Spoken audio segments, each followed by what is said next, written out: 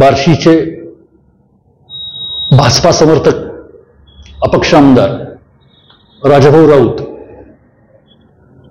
पुन्हा दुसऱ्या वेळेस अपक्ष की महायुती, सर्वांना उत्सुकता.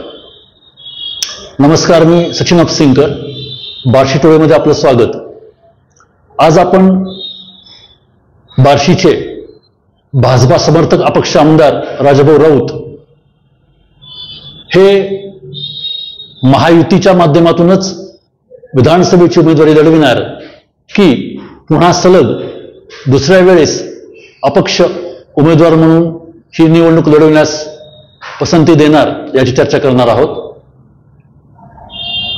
आपल्या सर्वांना माहीत आहे की राज्यातलं विधानसभा निवडणुकांचं वातावरण हे अत्यंत संघर्षमय, अत्यंत चुरशीचं, अत्यंत अटीतटीच्या स्पर्धेचं झालेलं आहे. आणि या पार्श्वभूमीवर आपण बार्शीचे आमदार राजाभाऊ राऊत यांच्या संभाव्य राजकीय पवित्र्याची चर्चा करणार आहोत. ही चर्चा करण्याचं कारण असं की सध्या आमदार राजाभाऊ राऊत हे अपक्ष म्हणून लढतील का याविषयीच्या चर्चेला वेग आला आहे. परंतु गेल्या 30 वर्षाच्या आमदार राजाभाऊ राऊत यांच्या राजकीय वाटचालीचा जर आढावा घेतला तर ते एवढ्या सहजासहजी आपले राजकीय गॉडफादर बदलतील असं वाटत नाही. म्हणून आपण सर्वप्रथम 1996 साली शिवसेना शहर प्रमुख म्हणून सूत्रे हातात घेतलेल्या राजाभाऊ राऊत यांच्या कारकिर्दीचा आढावा घेणार आहोत. शिवसेना शहर प्रमुख म्हणून बार्शी नगरपालिकेची निवडणूक लढवत अत्यंत तरुण वयामध्ये नगरसेवक, त्यानंतर नगराध्यक्ष झालेल्या राजाभाऊ राऊत यांनी 1999 साली बार्शी विधानसभा मतदारसंघाची निवडणूक शिवसेनेच्या माध्यमातून लढवली. तत्पूर्वी बार्शीमध्ये काही अर्जुनराव बारबोले यांची शहर सुधार आघाडी आणि बार्शी शिवसेना यांच्या युतीमधून बार्शी नगरपालिकेवर विश्वासभाऊ बारबोले आणि राजाभाऊ राऊत यांची एकत्रित सत्ता स्थापन झाली होती. या दोघांमध्ये काही कारणांमुळे नंतर बेबनाव झाला आणि त्यानंतर 1999 साली राजाभाऊंनी विधानसभेची निवडणूक लढविली. आपल्या सर्वांना माहीत आहे, बार्शीच्या भगवंत मैदानावर शिवसेना प्रमुख बाळासाहेब ठाकरे यांची एक अत्यंत ऐतिहासिक सभा त्या काळात गाजली होती. 1999 साली राजाभाऊ राऊत हे अत्यंत अल्पशा निसटत्या पोस्टल मतांच्या फरकाने पराभूत झाले, पण त्याच वेळेस त्यांना जनतेचा खरा आमदार अशी उपाधी मिळाली. त्यानंतर 2000 साली त्यांनी शिवसेनेच्या माध्यमातून बार्शी नगरपालिकेची निवडणूक, पंचायत समितीची निवडणूक, जिल्हा परिषदेची निवडणूक लढविली.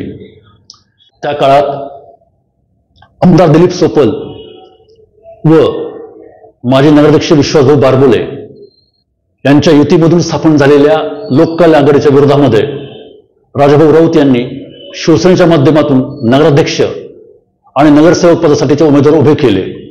त्यावेळेस लोककल्याण आघाडीचा धुव्वा उडाला. शिवसेनेचे 25 नगरसेवक निवडून आले. त्याचप्रमाणे श्रीकांत पिसे हे नगराध्यक्षपदाच्या निवडणुकीत चांगल्या मताधिक्याने विजयी झाले. लोककल्याण आघाडीला केवळ 13 जागा मिळाल्या. पंचायत समितीमध्ये देखील हीच पुनरावृत्ती झाली. त्यावेळेला पंचायत समितीमध्ये शिवसेनेचे 9 सदस्य निवडून आले व तत्कालीन सोपल बारबोले आघाडीचे केवळ 3 सदस्य निवडून आले. 2004 साली दिलीप सोपल आणि राजाभाऊ राऊत यांच्यामध्ये अत्यंत चुरशीचा सामना झाला. तत्पूर्वी झालेल्या लोकसभा निवडणुकीच्या प्रचारसभांच्या पूर्वी झालेला हिंसाचार, त्याचप्रमाणे 2004 साली देवगाव येथील सभेत झालेला कथित भांडणाचा प्रकार हा सर्व आपल्याला माहीत आहे. 2004 साली राजाभाऊ राऊत हे 5220 मतांनी विजयी झाले. त्यानंतर राज्यामध्ये काँग्रेस राष्ट्रवादी सरकार सत्तारूढ झालं. शिवसेनेचे तत्कालीन आमदार व ज्येष्ठ नेते नारायण राणे हे काँग्रेसवासीय झाले. राजाभाऊ राऊत यांची नारायण राणेंशी जवळीक होती. या माध्यमातून ते काँग्रेसमध्ये प्रविष्ट झाले. त्यांनी नगरपालिकेच्या निवडणुका काँग्रेसच्या माध्यमातून लढविल्या. 2009 साली राजाभाऊ राऊत यांनी काँग्रेस राष्ट्रवादी करून व दिलीप सोपल यांनी अपक्ष तर शिवसेनेकडून विश्वास बारबोले यांनी विधानसभेची निवडणूक लढविली. त्या निवडणुकीमध्ये राजाभाऊ राऊत यांचा पराभव झाला. त्यानंतर 2014 साली राजाभाऊ राऊत यांनी पुन्हा शिवसेनेमध्ये प्रवेश केला. लोकसभा निवडणुकीच्या काळामध्ये त्यांनी उद्धव ठाकरे यांच्या उपस्थितीमध्ये भगवंत मैदानावर एका मोठ्या विराट सभेमध्ये शिवसेनेमध्ये प्रवेश केला. 2014 साली झालेल्या त्या विधानसभेच्या निवडणुकीमध्ये राजाभाऊ राऊत यांचा पराभव झाला. 2016च्या नोव्हेंबर महिन्यामध्ये बार्शी नगरपालिकेच्या निवडणुका झाल्या. त्यापूर्वी 10 वर्षे नगरपालिकेची सत्ता ही दिलीप सोपल यांच्या ताब्यात होती. 2017 साली मात्र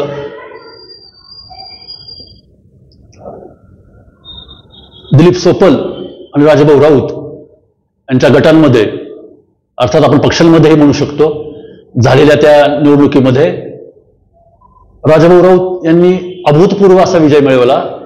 त्यावेळेला त्यांचे 29 नगरसेवक निवडून आले, तर विरोधी सोपल गटाचे केवळ 11 नगरसेवक निवडून आले. आणि त्यानंतर मग आमदार राजाभाऊ राऊत यांचा दिग्विजयाचा असा विजयी प्रवास सुरू झाला. नगरपालिका सत्ता मिळवल्यानंतर त्यांनी पंचायत समितीची सत्ता राखली. जिल्हा परिषदेवरही त्यांचे सदस्य निवडून आले. आणि दरम्यानच्या काळामध्ये 2019 सालची विधानसभा निवडणूक ही सुरू झाली. 2017 सालापासून ते 19 पर्यंतचा हा 2 वर्षाचा प्रवास खूप महत्वाचा आहे. याचं कारण असं आहे की 2017 साली पंचायत समितीच्या निवडणुकांच्या प्रचार सभांच्या दरम्यान राज्याचे उपमुख्यमंत्री देवेंद्र फडणवीस यांच्या उपस्थितीमध्ये राजाभाऊ राऊत यांनी भाजपामध्ये प्रवेश केला. आणि त्यानंतर त्यांनी 2019 पर्यंत भाजपाच्या माध्यमातून बार्शी तालुक्यात काम केलं. या काळामध्ये राजाभाऊ राऊत यांना 2019 साली भाजप शिवसेना युतीच्या जागा वाटपामध्ये ही जागा ही शिवसेनेकडे असल्यामुळे आणि त्यावेळेला राष्ट्रवादीचे आमदार दिलीप सोपल यांनी शिवसेनेमध्ये प्रवेश केल्यामुळे आपसुकपणे ही जागा दिलीप सोपल यांच्या वाट्याला आली व राजाभाऊ राऊत यांनी त्यावेळेला अपक्ष म्हणून लढवण्याचा निर्णय घेतला. यानंतर खऱ्या अर्थानं घटनाक्रमाला सुरुवात होते. 2019 साली राजाभाऊ राऊत हे अपक्ष आमदार म्हणून निवडून आले. राज्यामध्ये खरं तर भाजपा शिवसेना युतीचं सरकार अपेक्षित होतं, पण तसं झालं नाही. वैचारिक टोकांच्या आणि वैचारिक भूमिकांमध्ये महद अंतर असलेल्या शिवसेना, काँग्रेस आणि राष्ट्रवादी यांचं महाविकास आघाडी सरकार राज्यामध्ये स्थापन झालं. त्यावेळेला राजाभाऊ राऊत यांच्या राजकीय पवित्र्याबाबत उत्सुकता होती.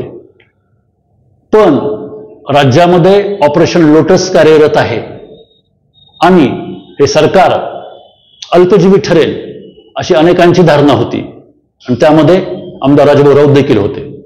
राजाभाऊ राऊत यांनी 2019 नंतरच्या 2-2.5 वर्षामध्ये महाविकास आघाडी सरकारला पाठिंबा दिला नाही, ते शांत राहिले. आणि दरम्यान अतिशय अनपेक्षित आणि अभूतपूर्व असे बंड शिवसेनेमध्ये आणि त्यानंतर राष्ट्रवादीमध्ये झाले. आणि त्याच्या अगोदर राज्यामध्ये महायुतीचं सरकार अवतरलं.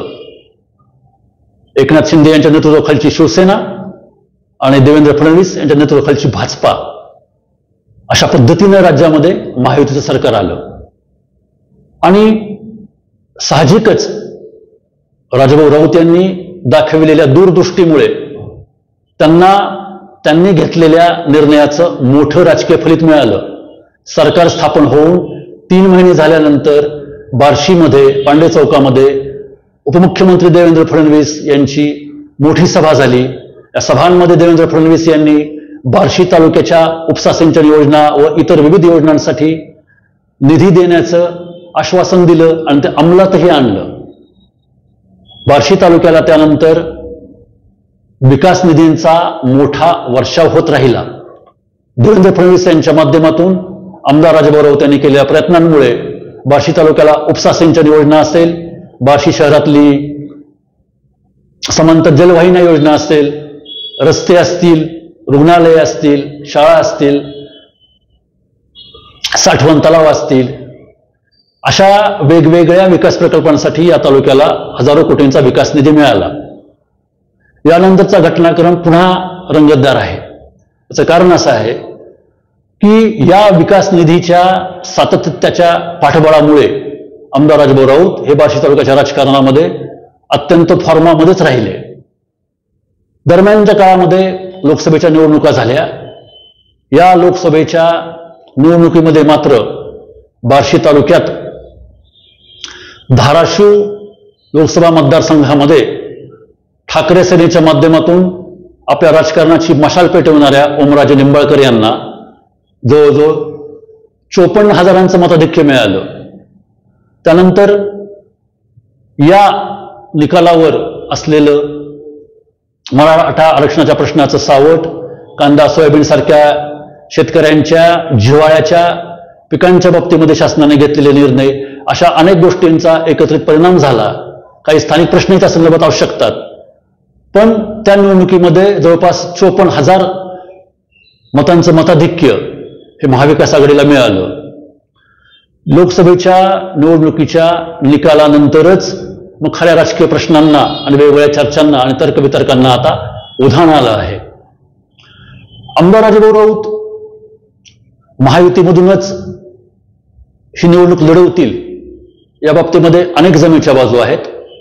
केंद्रामध्ये नरेंद्र मोदी यांच्या नेतृत्वाखाली पुन्हा एकदा काही घटक पक्षांच्या सहकार्याने का असेना, परंतु केंद्रामध्ये भाजपा प्रणित शासन हे अवतरलेलं आहे. हा पहिला मुद्दा आहे.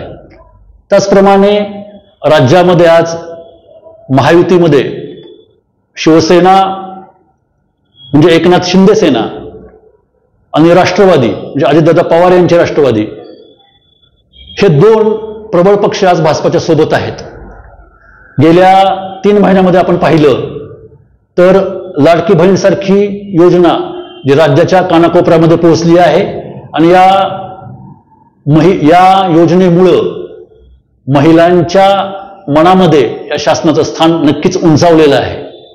त्याचप्रमाणे शेतकऱ्यांना 2 लाखापर्यंतची संभाव्य कर्जमाफीची घोषणा देखील प्रस्तावित असल्याचं कळतं. त्याचप्रमाणे शेतकऱ्यांना वीज बिलाच्या बाबतीमध्ये दिलेली मोठी माफीची सवलत आहे. आणि यासारख्या विविध लोककल्याणकारी योजनांचा जो पाऊस सध्या राज्यातलं महायुती सरकार म्हणजे जनतेवर पाडतं आहे, ते लक्षात घेतलं तर राजाभाऊ राऊत हे महायुतीची उमेदवारी नाकारतील का, अशी शंका मनामध्ये नक्कीच येते. दरम्यानच्या काळामध्ये आमदार राजाभाऊ राऊत यांनी बार्शी शहरामध्ये राज्य शासनाचं मराठा आरक्षणाच्या प्रश्नाकडे लक्ष वेधून घेण्यासाठी एक ठिय्या आंदोलन केलं. या ठिय्या आंदोलनाच्या माध्यमातून राजाभाऊ राऊत यांनी राज्यातील विधिमंडळाचं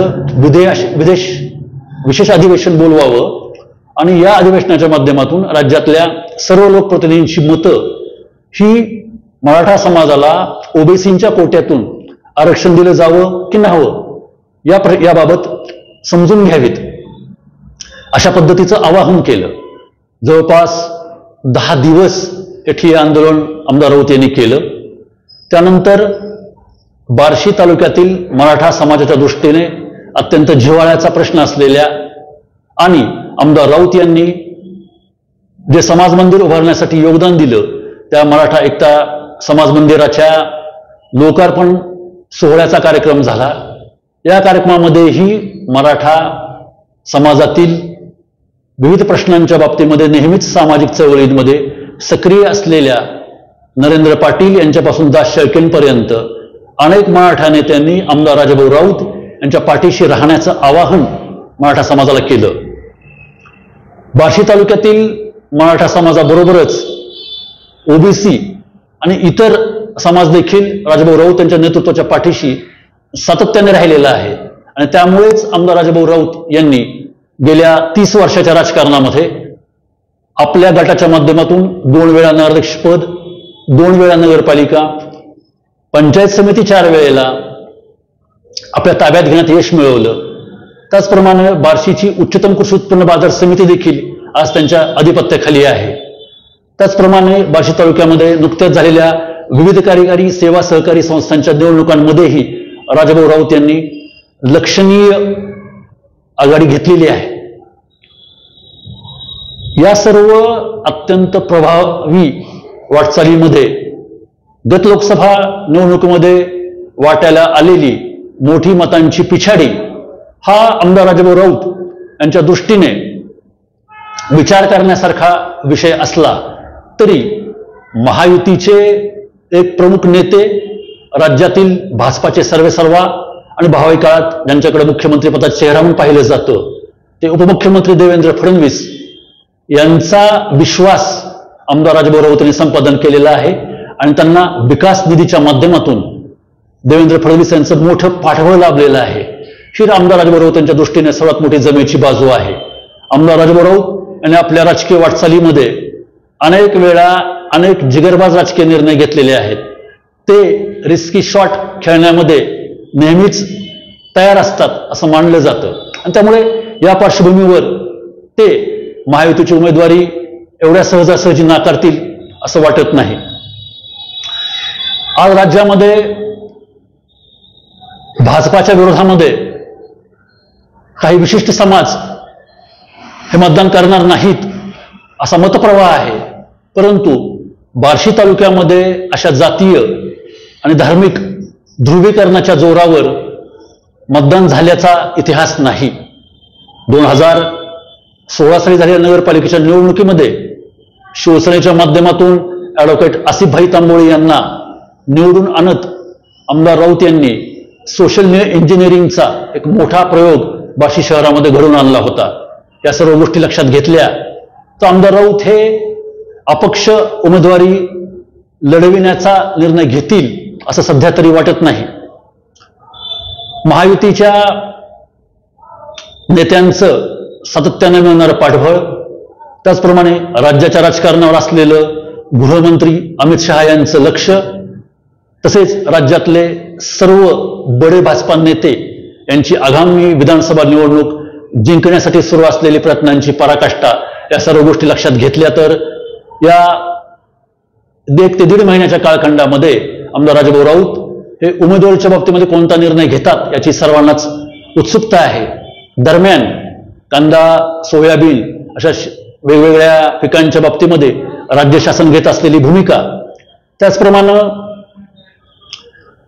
मनोज जरांगे पाटील यांनी केलेल्या आंदोलनाच्या बाबतीमध्ये सकारात्मक प्रतिसाद देत राज्य शासन मंत्रिमंडळ स्तरावर निर्णय घेण्यासाठी दाखवत असलेली इच्छाशक्ती, अशा अनेक गोष्टी या भविष्यातल्या काळामध्ये महत्त्वाच्या ठरणार आहेत. त्यामुळं सध्या तरी आमदार राजाभाऊ राऊत यांच्या महायुती की अपक्ष या निर्णयाच्या बाबतीमध्ये फक्त उत्सुकता आणि वेट अँड वॉच एवढंच. धन्यवाद.